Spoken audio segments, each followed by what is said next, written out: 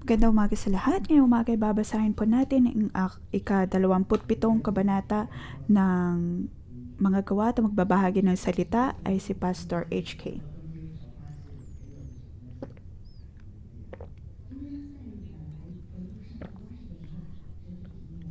Ngayong umaga sa aking pagbabasa habang papunta po rito sa simbahan ay may pinaalala ang Diyos sa akin.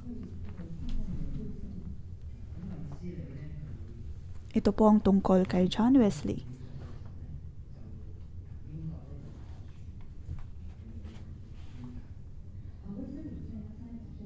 Nang si Wesley ay edad 30 pagkatapos ay nagbiyahe o kaya ay nagtungo sa Amerika sa pamamagitan ng isang barko. Siya po ay isa na pong pastor noong mga panahon na iyon at nagtapos sa Oxford University. Nagkaroon po siya ng 2 degree sa Christianity, itinuturo ang bagong tipan at nagtuturo ng Griego sa Universidad ng Oxford. Kaya nagkaroon po tayo ng sentence flow, sentence structure, lahat po ito ay hindi bago para kay Wesley. Ngunit siya ay bumabiyahe po mula UK tungo sa USA gamit ang isang bangka. Siya ay pinanganak sa isang Kristiyanong pamilya.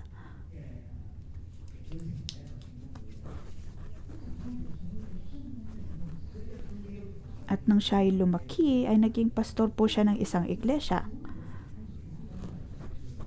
Kaya kung ano man pong inaasahan natin na mararanasan ng isang Kristiyano ay kanya din pong naranasan. Ngunit hindi po siya nagkaroon ng karanasan pagdating sa banal na spirito.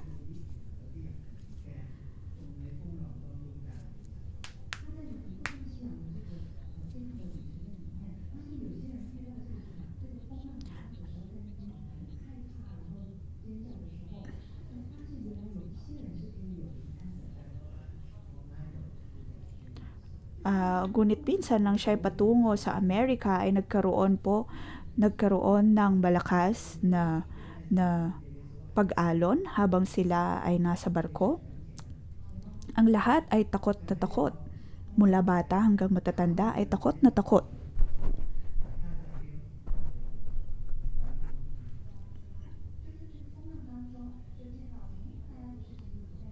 Sorry. Lahat po sila ay hindi natatakot sa barkong iyon dahil lahat sila ay mga Kristiyano. Ngunit taliwas po sa kanilang pakiramdam, si Wesley naman ay punong-puno ng takot.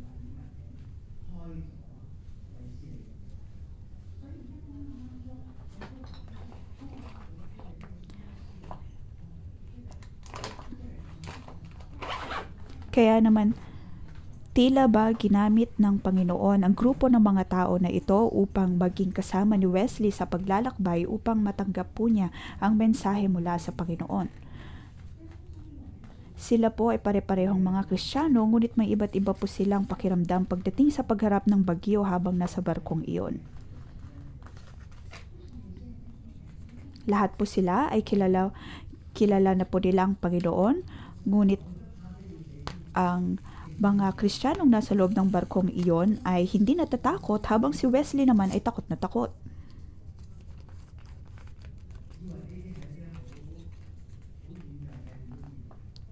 Kung tutusin, kung ikaw ay nasa barko pagkatapos ay mayroong bagyo, ikaw ay iyon pong iisipin na normal lamang na matakot.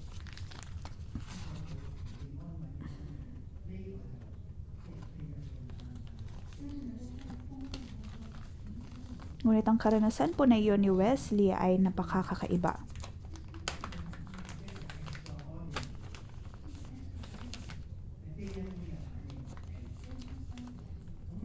At napansin din po ni Wesley ang kakaibang pagtugon ng mga Kristiyanong kasama niya sa barkong iyon.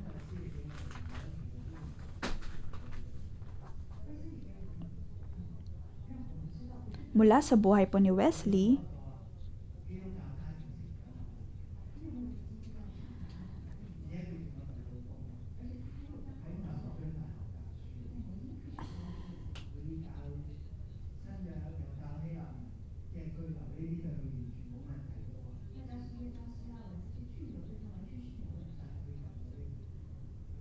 Naroon si Wesley na nagtuturo, ngunit kailanman ay hindi po siya nagkaroon ng kapayapaan sa Panginoon, lalo na sa panahon ng paghihirap.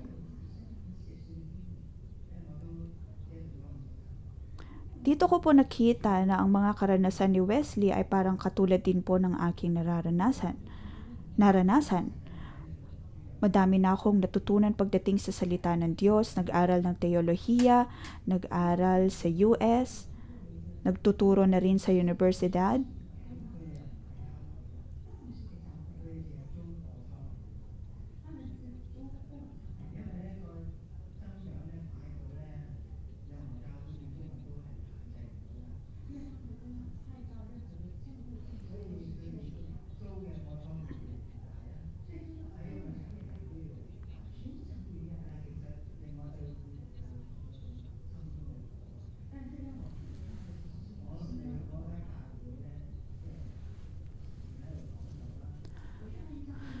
Pagkatapos ay mayroon po akong nakitang grupo ng mga Kristiyano, mga mananampalataya.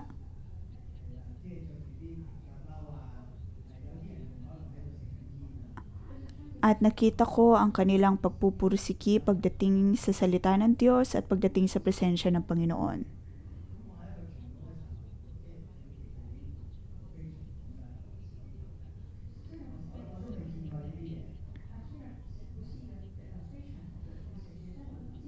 Na kahit ang mga di mananampalataya na para po bang mga manginginom, mga maninigarilyo ay nakikinig sa mga taong ito na nananampalataya sa Panginoon at nagbabahagi ng salita ng Diyos.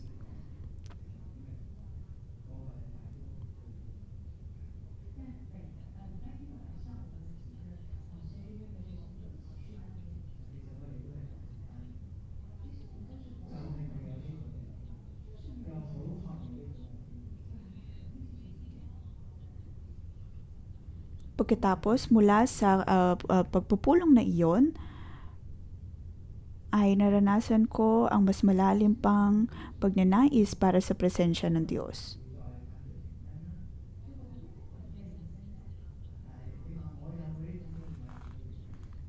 At mula noon ay hindi ko na po inuusig ang mga charismatic church.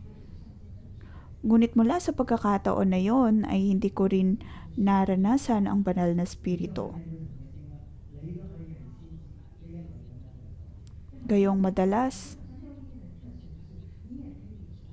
sorry.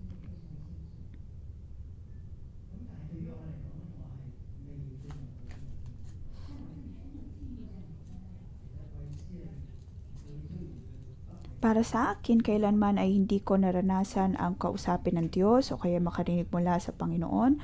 Katulad ni Wesley, kahit na nagtungo na po siya sa iba't ibang mga lugar upang ibahagi ng salita ng Diyos, ngunit hindi po niya naranasan ang banal na spirito.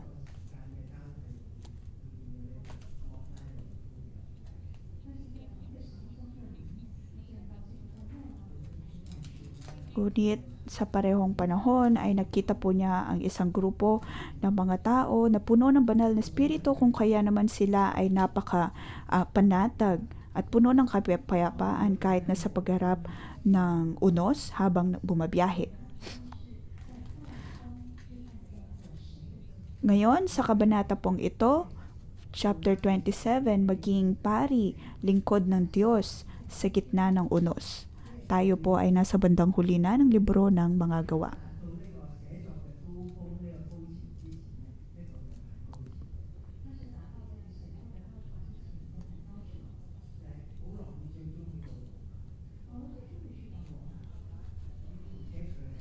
Sa wakas, si Pablo ay nakarating sa Roma.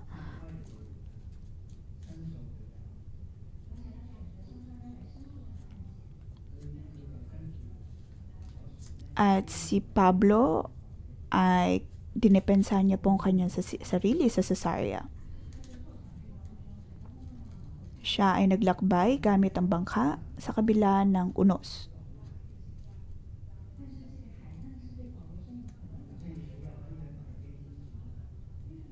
Ngunit ang unos po na ito ay naging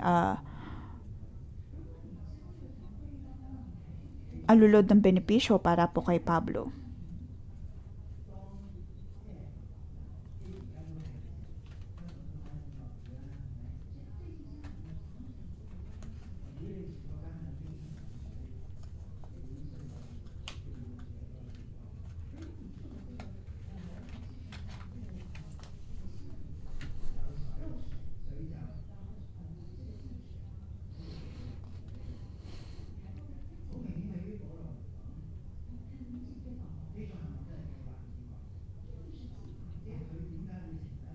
Para po kay Pablo, ang lahat na nangyari dito ay higit pa sa kanyang inaasahan. Paanong ang misyonaryong katulad po niya, ay dinala sa lugar na hindi po niya alam. Ang lahat na nangyayari sa kanyang buhay ay higit po sa kanyang kayang ikontrol. Iyon po ay panahon upang masubok ang kanyang pananampalataya sa lupa man sa dagat.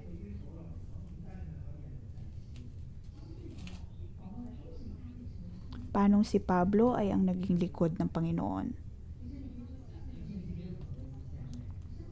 Kaya masasabi po natin na ang pagiging lingkod ay pagiging Kristiyano. Ang salitang Kristiyano, ang ibig sabihin po nito ay ang taong binasbasan ng Panginoon, katulad ng Panginoong Jesus na binasbasan siya ng banal na Espiritu. Kung kaya naman kaya niya din pong basbasan ang kanyang mga mananampalataya ng ayon din sa Espiritu.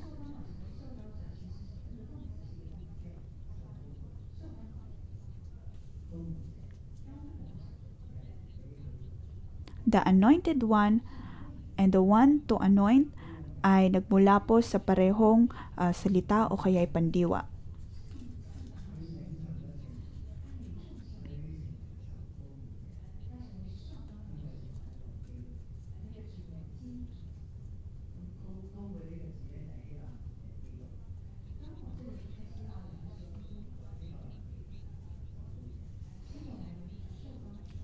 Ang salitang Grego na to anoint or anointed one, ang ibig sabihin na ay Messiah. Kaya kung tinatawag po natin ang sarili nating Kristiyano, para po itong pagsasabi na tayo ay tagasunod ng Diyos o kaya ay little Christians.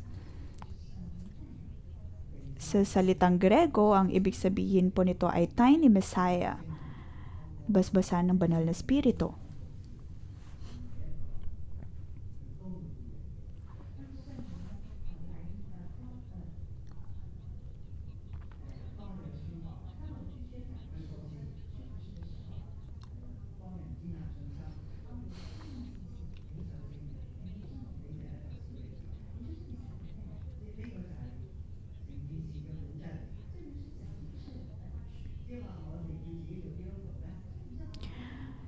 Bilang mga lingkod ng Diyos na binasbasan ng Panginoon, para din po itong pagsasabi na dahil natanggap natin ang banal na Espiritu, ang Panginoong Jesus, ay magiging daan din po tayo upang matanggap ng iba ang Panginoon at ang banal na Espiritu.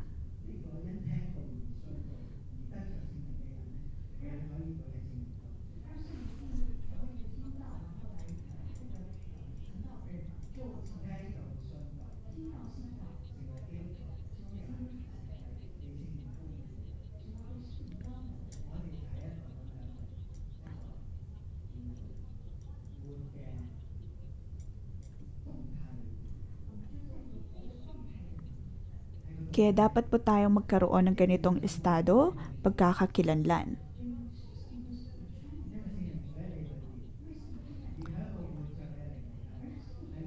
Ang banal na Espiritu ay kumikilos po sa atin pong mga buhay. Tayo ay ang buhay na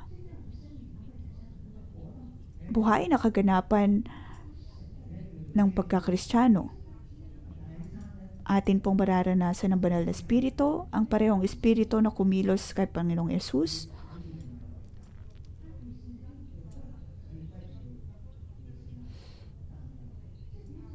Ngunit ayon po sa Trinity, ang banal na Espiritu ay may sarili pong itong office o kumbaga pagkakakilanlan. Kaya naman po madalas sinasabi na wag po na tayong maging dahilan ng kalungkutan sa banal na Espiritu.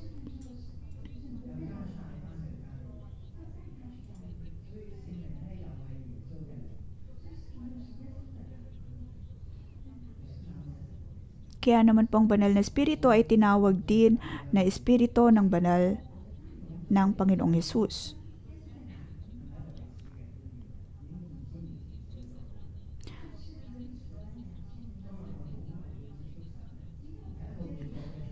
Kaya po pinapakita nito na ang Panginoong Hesus ay hindi lamang po isang konsepto mula sa nakaraan. Bagkus siya ay buhay na Hesus at maging ang espiritu na nagmumula sa kanya ay buhay rin. Hindi po natin maihihiwalay ang banal na espiritu at ang Panginoong Hesus. Hindi pwedeng kilala natin ang Panginoong Hesus nang hindi natatanggap ang banal na espiritu.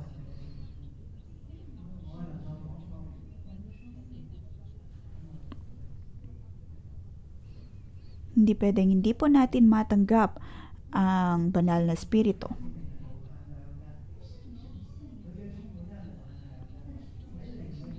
Ang banal na espiritu ay wala pong hangganan.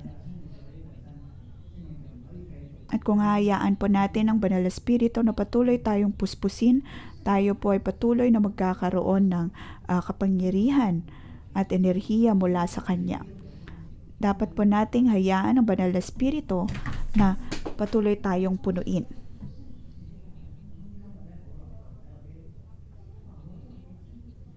At ngayon, si Pablo bilang isa pong Kristiyano, siya din po ay isang lingkod ng Panginoon.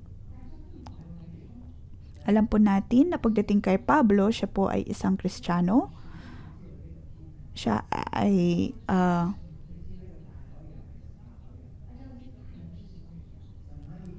lingkod ng Panginoon at alam po niya na ang karagatan na iyon ay pag-aari din ng Diyos at ang Diyos ang siyang magbibigay ng kapayapaan kahit sa unos na iyon.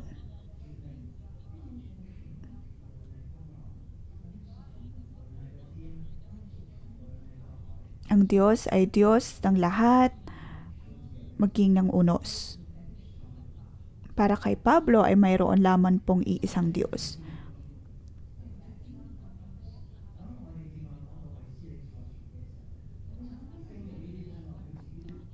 Ngayon lamang ay nabanggit ko po ang tungkol kay Wesley nang siya ay umarap sa unos, siya ay takot na takot.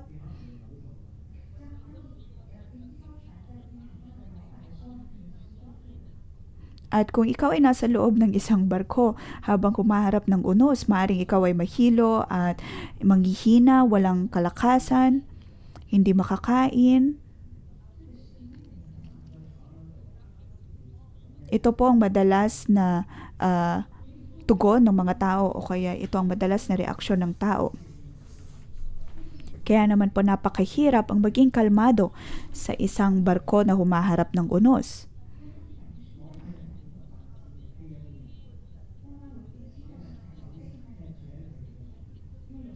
At ang mga tugon na ito ang siya ding naranasan ni Wesley habang nasa loob ng barko. Di tulad ng iba pang mga Kristiyano na nandoon na puspos ng banal na espiritu na hindi natakot o kaya hindi nagambala sa kabila ng unos. Kaya naman po para kay Wesley, siya ay isang pastor ng Wesleyan Church, ngunit kailanman ay hindi po niya naranasan ang banal na espiritu.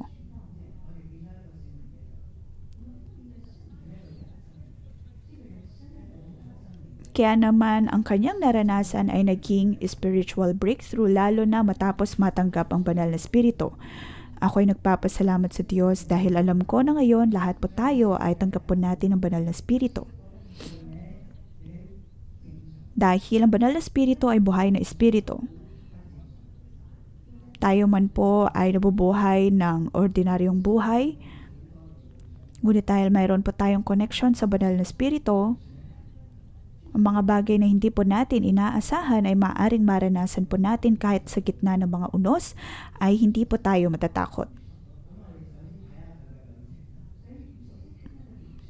Ngayon magtungo po tayo sa paglalakbay na naranasan ni Pablo.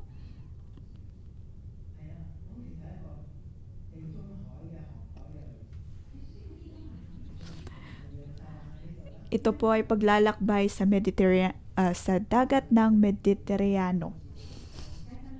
Nakikita po natin dyan ang Jerusalem. Sila po ay nagsimula sa Caesarea. Pagkatapos ay tumigil sa Sidon upang maglingkod sa mga kapatiran.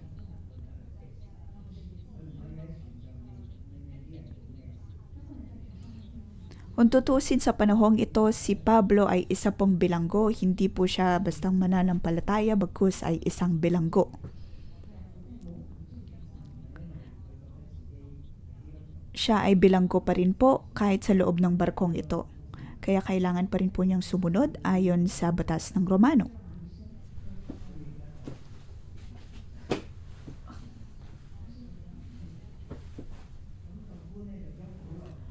Siya ay katulad lamang din po ng ibang mga tao.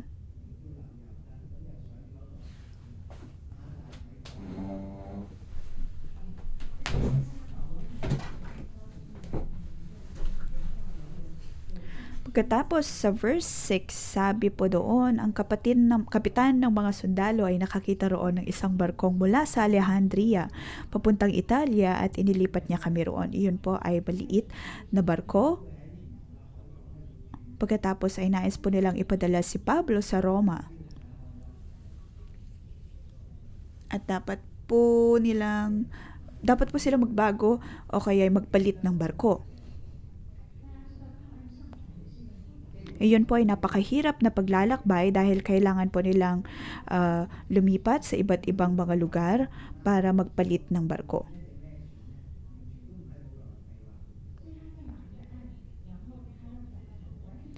Ang lahat po ng ito ay higit pa sa plano ni Pablo dahil kailangan po nilang magtungo sa iba't ibang mga lugar upang magpalit ng barko. Huwag po nating isipin na dahil ikaw ay pastor na o kaya ay apostol ng Diyos na hawak mo ng lahat ng sitwasyon. Dahil kahit naman po sa sitwasyon na iyon ay tanging Diyos lamang nakakaalam ng lahat.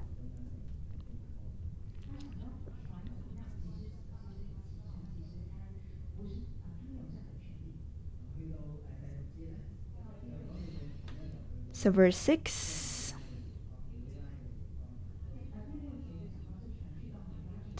6, sabi po dito, ang barko ay nakarating po sa Myra. Pagkatapos nakakita po sila ng cargo boat.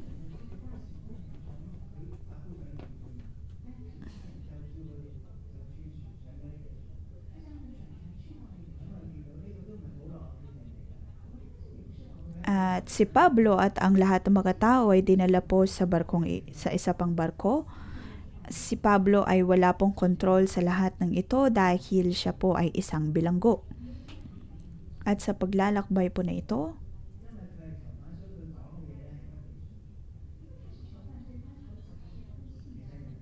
dahil siya po ay isang bilanggo, walang sino man ang makikinig sa kanya. Walang sino man makikinig kay Pablo.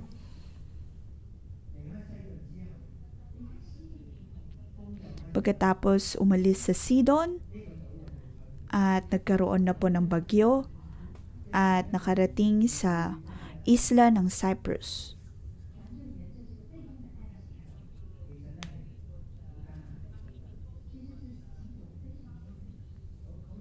At ang barkong nandoon ay naglalakbay habang humaharap sa Hunos.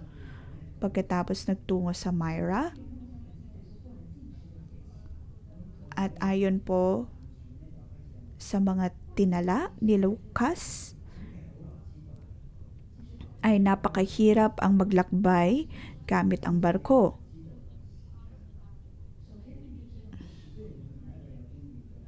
Kung tutusin, alam po ni Pablo kung kailan ang tamang panahon upang maglakbay sa mga ito dahil siya ay nagtungo na sa iba't ibang lugar para sa pista ng mga Hudyo. Ngunit si Pablo ay wala pong magawa pagdating sa kanyang mga opinyon dahil siya lamang po ay isang bilanggo. Walang sino man ang makikinig sa kanyang payo, walang sino man makikinig sa kanyang opinyon.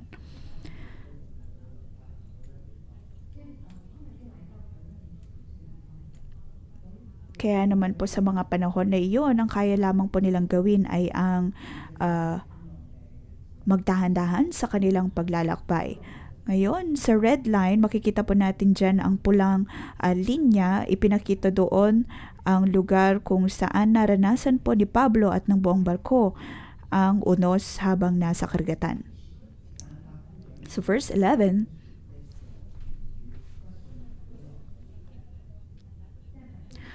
ngunit higit na pinahalaga ng kapitan ng mga sundalo ang salita ng may-ari at kapitan ng barko kaysa sa payo ni Pablo.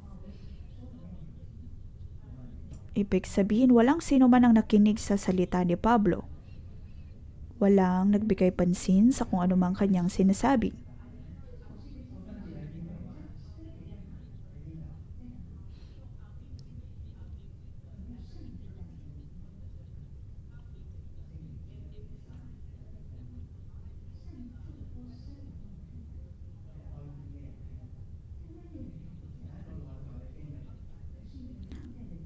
Para po sa mga taong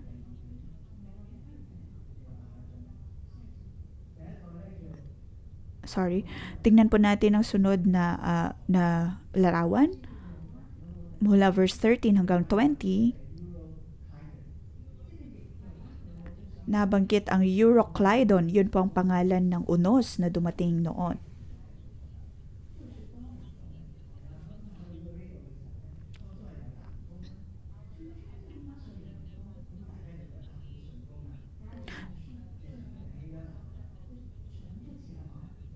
Nung una, akala po ng mga tao ay magiging maayos ang kanilang paglalakbay. Kung kaya naman sila ay naglakbay malapit sa Crete. Ngunit dumating ang isang malaking unos. At tinawag po iyong Northeaster o ang Euroclydon.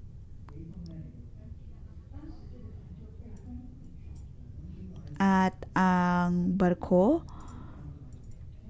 ay natigil po dahil sa unos. Walang sino man ang makakahula o kaya ay nakakaalam ng pangyayaring ito dahil higit po ito sa kanilang kayang kontrolin.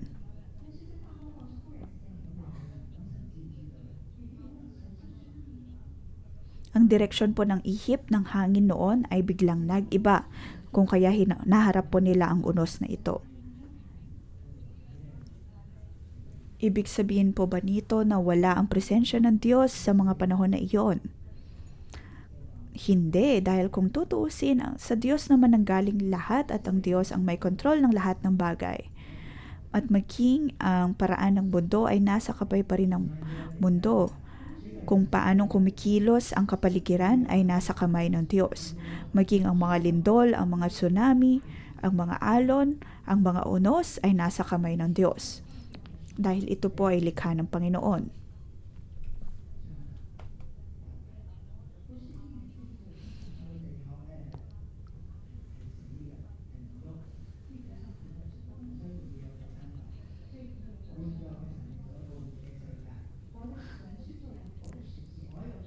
Huwag po natin kailangan isipin na ang Diyos na atin pong pinaglilingkuran ay wala pong kontrol sa kung anumang mga bagay na nasa mundo. Ang lahat ng kapangyarihan maging ng kapaligiran ay nasa kamay ng Diyos. Ang lahat ng mga batas, ang lahat maging ng mga bagay na hindi po natin maunawaan at maipaliwanag ay nasa kamay ng Panginoon. Ang lahat po ng ito ay matagal na pong nangyari at nagaganap.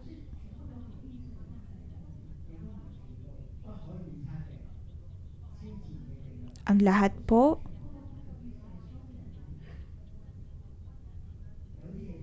ng kapangyarihan at mga sitwasyon mundo ay nasa kamay ng Diyos.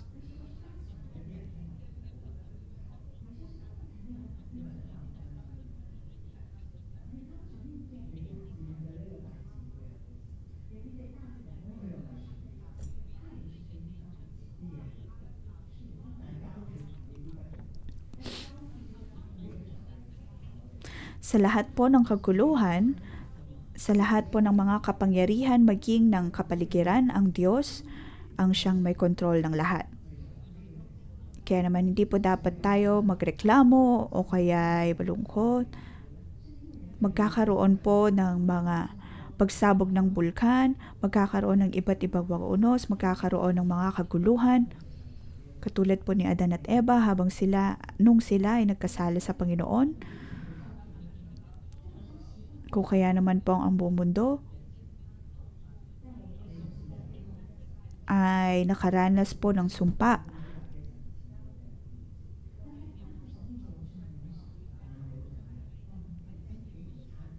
Ngunit dapat po tayong magpasalamat dahil ipinadala ng Diyos ang banal na Espiritu upang manahan sa atin pong mga buhay.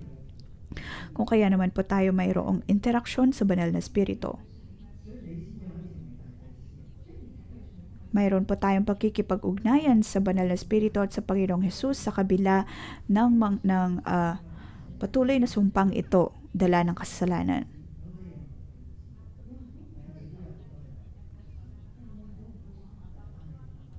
Dahil sa banal na Espiritu, kaya higit po nating nauunawaan ang tungkol sa kapaligiran. At tayo pa rin po ay makapagbibigay pasasalamat sa Diyos.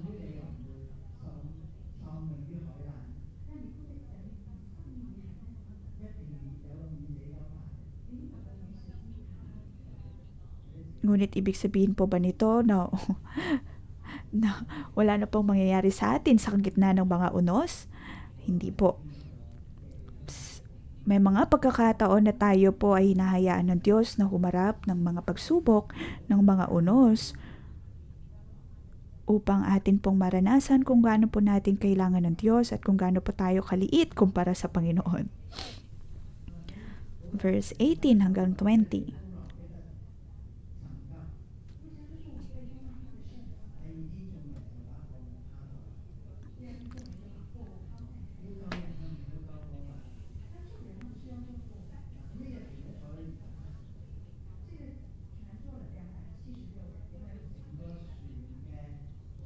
Mababasa po natin dito na ang barkong sinakyan ni Pablo ay cargo ship.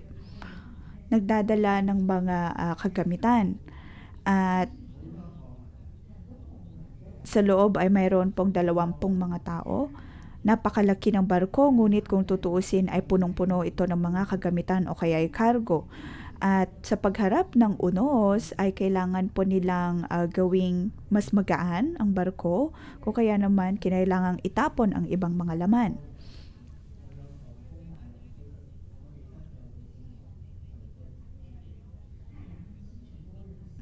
At sabi po sa verse 20, matagal naming dinakita ang araw at ang mga magbituin at hindi rin humuhupang napakalakas na bagyo kaya't nawala na kami ng pag-asang makakaligtas pa. Marahil ay marami na po sa kanila ang nagsusuka, nanghihina. Ang lahat ay hinang-hina. Ngunit mayroon din naman po silang mga kasama na marahil ay eksperto na pagdating sa mga ganitong mga bagay, kung kaya naman nagkumawa sila ng desisyon na itapon ang mga kagamitan o mga cargo na naroon.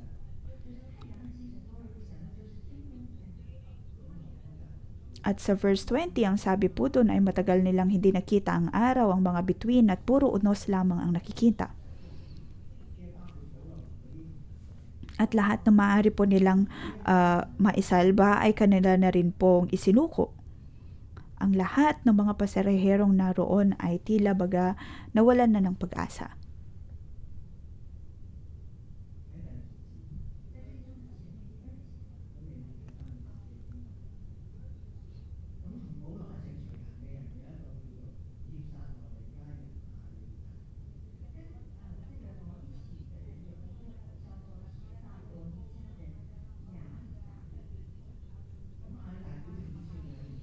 Pagkatapos nabanggit po dito ang pangalan ni Aristarchus na mula sa Macedonia at nagtungo din po sa Efeso noon.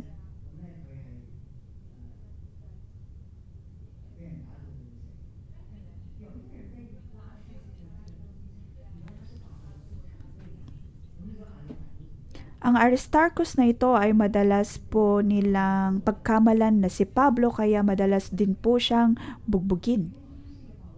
At sa pagkakataong iyon, si Aristarchus at Pablo ay magkasama.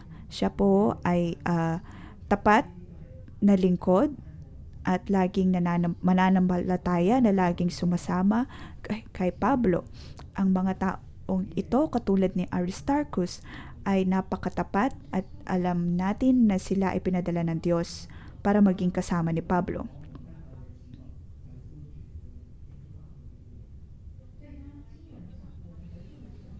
Kaya naman po sa verse 20,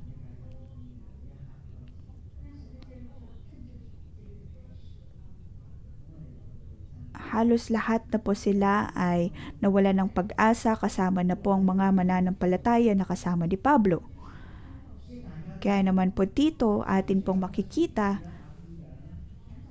na sa kabila ng mga unos, dapat pa rin po tayong magkaroon ng pananampalataya. Verse 21 hanggang 38.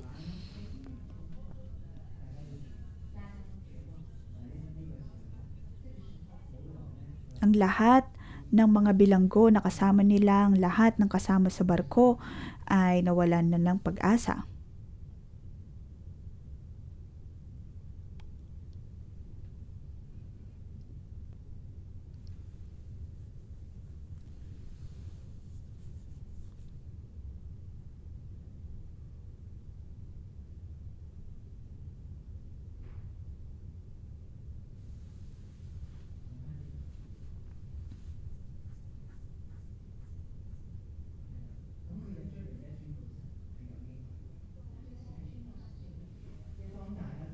Naroon si Pablo na dineklara ang pangako ng Diyos nang wala na po silang mahanap na paraan.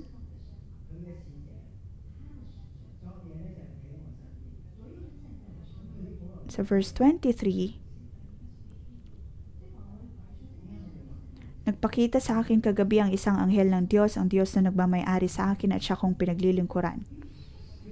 Bakit sinasabi po natin na si Pablo ay kumikilos ayon sa banal na espiritu?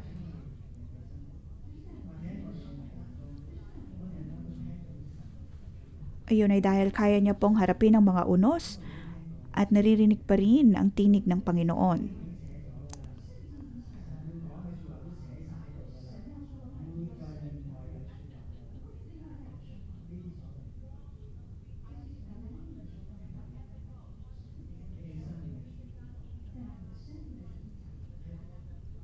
Minsan ay mayroon po akong narinig na nagsasabi, hindi ko na kailangan marinig ang tinig ng Panginoon dahil ang lahat naman ng kanyang mga salita ay nakasulat na sa Biblia. Ngunit kung tutuusin, kailangan pa rin natin ang ugnayan sa Panginoon sa pamamagitan ng banal na espiritu.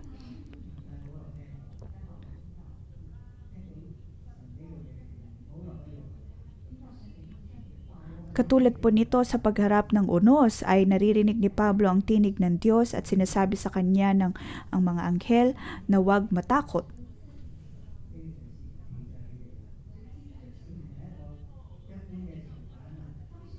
At katulad po ng nakikita natin sa larawan na ito, si Pablo ay hindi na po katulad ng mga bilanggo bagkus siya ay tumindig at kinamit ang kanyang estado bilang lingkod at mananampalataya ng Diyos. Kinamit ang salita ng Panginoon upang ibahagi ang kabutihan ng Diyos, ang kanyang mga pangako sa ibang mga tao. Kanya pong hawak ang mga ebanghelyo at ibinabahagi ito sa mga tao.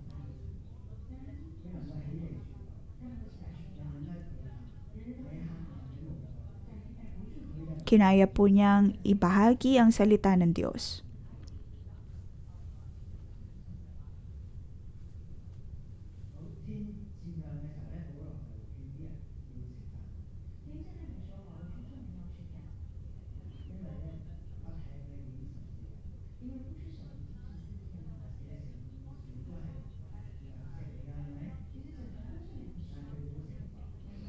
Pagkatapos nabanggit kung paano marami na po sa kanila ang nangihina, ngunit maraming man pong mga pagkain na naroon, Ngunit hindi po sila makakain dahil sa napakalakas na unos. Pagkatapos sa verse 33, nang mag-uumaga na silang lahat ay hinimok ni Pablo upang kumain. 14 na araw na nga yung kayo hindi kumakain dahil sa pagkabilis at paghihintay. Kumain na kayo, kailangan ninyo ito upang kayo ay makaligtas. Hindi mapapahamak ang sino man sa inyo. At pagkasabi nito, kumuha siya ng tinapay at sa harapan ng lahat ay nagpasalamat sa Diyos. Pinagpira-piraso ang tinapay at kumain. Lumakas ang loob ng lahat at sila'y kumain din. Doon naranasan po nila ang salita ng Diyos kung kaya ang kanilang mga puso ay naging mas payapa. Nagkaroon po sila ng tila komunyon sa gitna ng unos.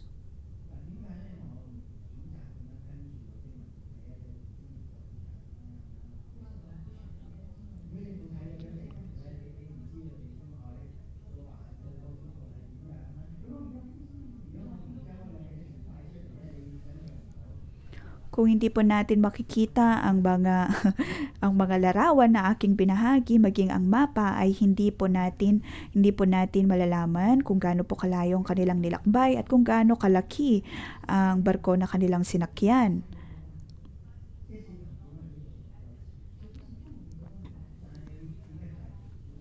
Kung tutuusin ay matagal na po nating paulit-ulit na inaaral ang libro ng mga gawa at napakaraming mga salita ang atin pong mababasa. Kaya naman ngayon sa aking pagbabahagi ay mas ginamit ko po ang PowerPoint upang ipakita po sa inyo ang larawan ng mga ito.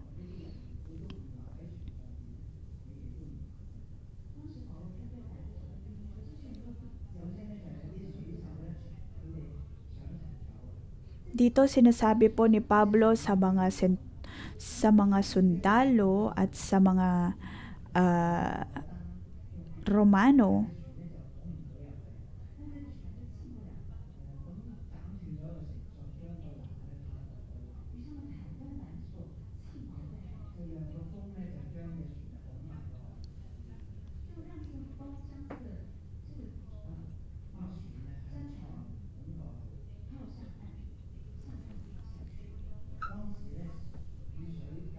Verse 40, pinutol nila ang tali ng mga angklat, iniwanan mga ito sa dagat, kinalag din ang mga tali ng timon at tinaas ang layag sa unahan upang barko ay itulak ng hangin papunta sa dalampasigan.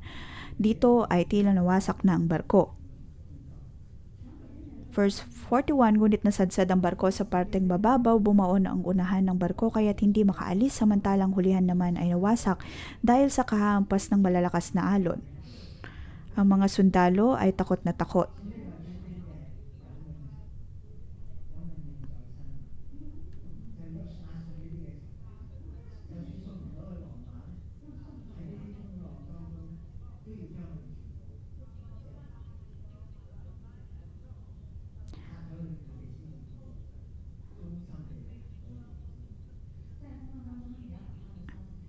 Ang tungkulin po ng mga sundalo ay ang mapanatili po ang mga bilanggo. Ngunit dahil sa pagkawasak ng barko, ang nasa isip po nila ay dapat pong mapatay ang mga bilanggong iyon. Ngunit si Pablo ay nangusap na wag patayin ang mga bilanggo maging ang mga manlalayag na kanila pong kasama. At bandang huli, ang lahat ng mga tao ay naligtas. Maging ang mga bilanggo, ang mga sundalo, ang mga naglalayag, ang kapitan ng barko, lahat ay naligtas.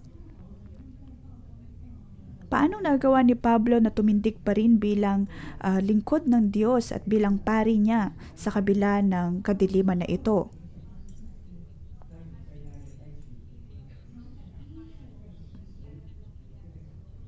Si Pablo kung tutuusin ay nasa pinakamababang punto ng kanyang buhay dahil siya lamang po ay isang bilanggo.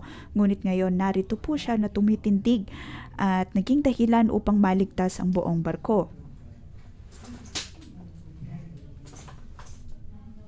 Si Pablo ay tumindig at hindi na po natakot dahil naroon po ang kapayapaan na nagmumula sa Panginoon, kanya pong naririnig ang tinig ng Diyos.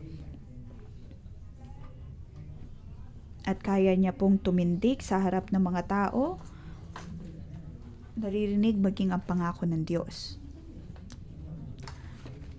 Kamakailan lamang ay nagkaroon po tayo ng aktibidad at kami ay nagkaroon ng group picture.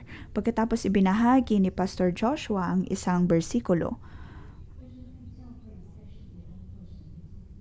sa iglesia, sa mundo, maging lingkod ng Panginoon. At iyon isang bagay na dapat din po nating tandaan bilang mananampalataya ng Diyos, na kahit tayo po ay nabubuhay sa lupa, dapat pa rin po tayong maging lingkod ng Panginoon. At sa kabanata nga pong ito ay pinapakita po sa atin kung paano tayo magiging tunay na lingkod ng Panginoon. Hindi po ibig sabihin nito na tayo ay magiging si Superman, na tayo ang pinaka-puno ng lahat. Bagkus tayo po ay maging uri ng tao na kayang pakinggan ang tinig ng Diyos. Tayo po ay tumindig sa harap ng Diyos at lahat ng tao.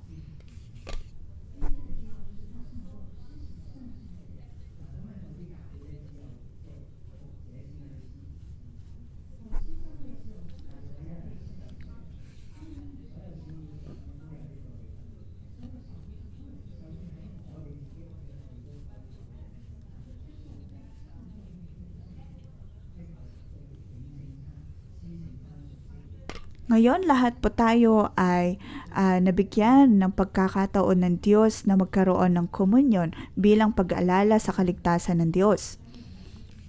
Kahit na po tayo bilang mga bastang mananampalataya, ay kaya na din po natin itong gawin sa atin pong mga pang-araw-araw na buhay.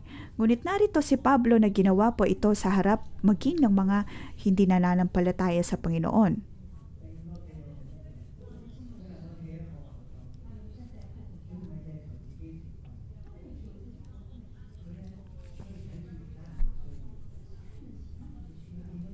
Pagkatapos bandang huli, si Pablo ay tumindig upang hingin ang kaligtasan ng lahat ng mga taong naroon.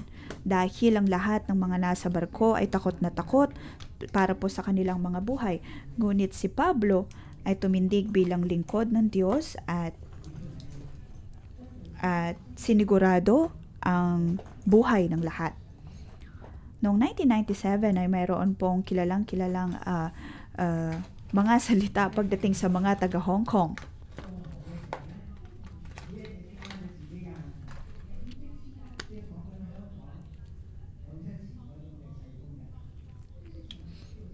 Dahil noong 1997, ang Hong Kong po ay nasa critical na panahon. At ang mga taga Hong Kong ay mayroon lamang pong pakialam sa kanilang sariling mga buhay, walang pakialamanan. Kung kaya naman madami sa mga taga Hong Kong ay lumipat sa ibang mga bansa, kahit sa mga iglesia.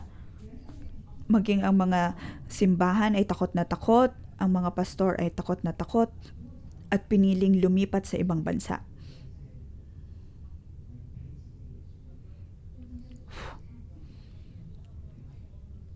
Ngunit mga kapatid, ngayon hindi po dapat tayo maging katulad ng mga basta-bastang mananampalataya na kakalimutan ang pananampalataya sa Diyos, ang mga pangako ng Diyos.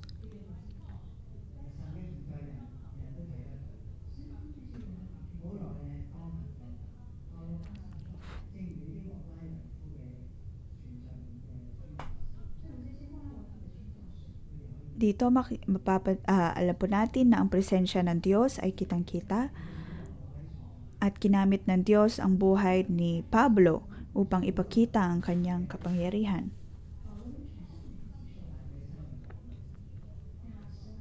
Si Pablo ay nagdurusa